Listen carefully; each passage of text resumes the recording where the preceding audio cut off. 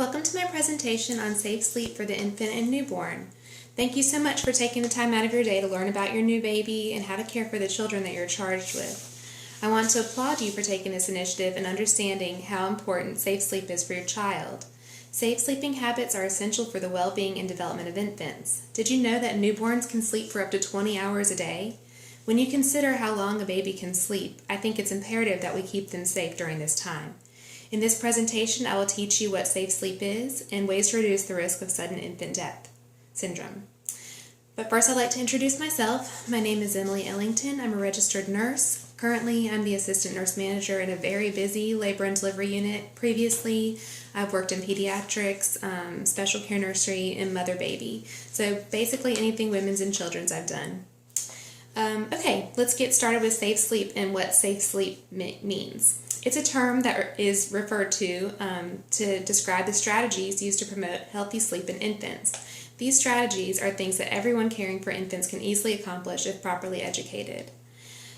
So, what is sudden infant death syndrome, or SIDS? It is an unexplainable death of an apparently healthy infant less than 1 year of age. This is taken from the Mayo Clinic's website.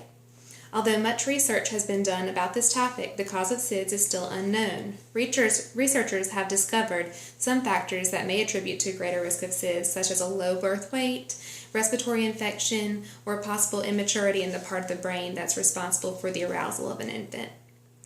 Also taken from the Mayo Clinic's website.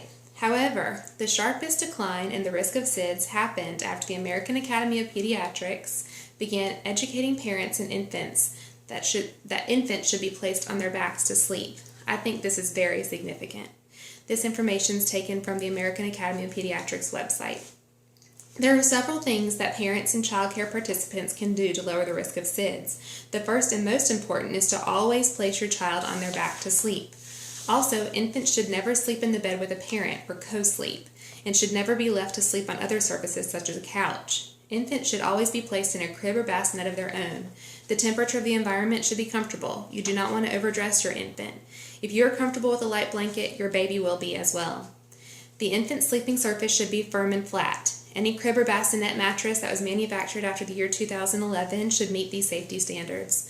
The crib or bassinet should be free of any other objects, including pillows, stuffed animals, large blankets, or crib bumpers. It is acceptable to cover or swaddle the infant in a blanket as long as the infant is unable to pull it over his or her head. So, let's start with a demonstration about this. This is what I found in my daughter's room last night. This is what a 5-year-old, thinks a baby should look like when they're sleeping. But let's go over why this is incorrect. First, we don't need a mobile that the baby could pull down easily on top of herself. Let's get rid of the stuffed animal. She doesn't need that. She's overdressed. She's got too many blankets on. We certainly don't need a pillow. And she is swaddled, but the swaddle is over her face. We want to make sure that she's able to breathe. Also, she's on a very, very soft mattress. We want to make sure we're using a nice firm mattress for baby to sleep on. Let's look and see what she's got under here. She's also wearing a winter coat. We certainly don't need that. The temperature in this room is comfortable. It's around 72 degrees, which is about the right temperature you should keep your house at for your baby.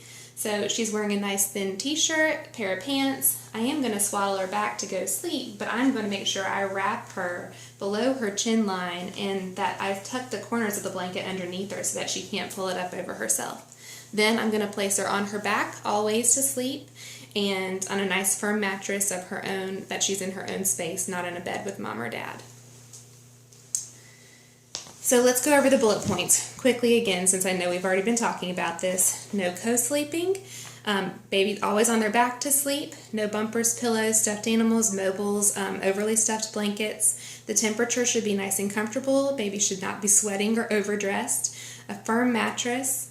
One question that people ask me a lot when I teach these kind of classes is, what happens if my baby rolls over onto his or her stomach on her own? It is perfectly acceptable for the baby to stay that way as long as they're able to breathe, as long as their airway is clear, their pathway for air is clear. If the baby was put on their back and has the musculature and is developed enough to be able to roll onto his or her stomach, then the baby is strong enough to move his or her face away from the mattress or blanket to avoid suffocation. So that's a frequently asked question. I hope it's my hope that you've learned a lot about safe sleep and what it is and the ways to reduce the risk of SIDS for your baby. I hope the information I provided will help you with the transition to home life with your new baby. And while implementing safe sleep habits with your baby, know that you are doing the best you can to protect your child. If you have further questions about safe sleep, please reach out to your child's pediatrician. Thanks for taking the time out of your day to listen to my presentation.